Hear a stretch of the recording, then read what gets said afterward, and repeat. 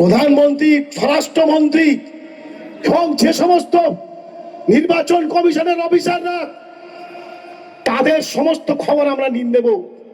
যদি ভুলভাল হয়, আমাদের লোকাল নেতৃত্ব বুথ স্তর থেকে অঞ্চল এবং ব্লক এবং সেটা সারা জেলাতেও হবে, আমরা কিন্তু তাদেরকে গাছের গায়ে বেঁধে রাখবো, বেঁধে রেখে আমরা প্রতিবাদ করব যে আগে তাদের পরিচয়, তবে আমাদের পরিচয়।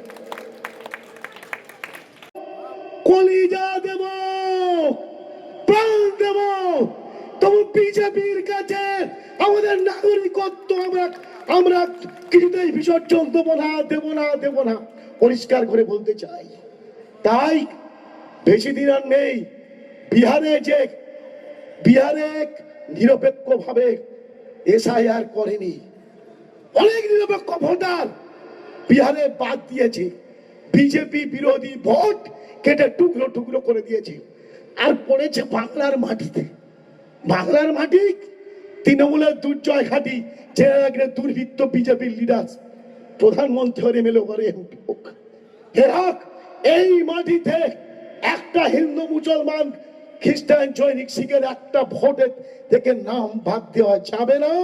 তাহলে পশ্চিম বাংলায় রক্ত গঙ্গা বয়ে যাবে। নির্বাচন কমিশনকে জেনে রাখা, পরিষ্কার করে বলতে চাই।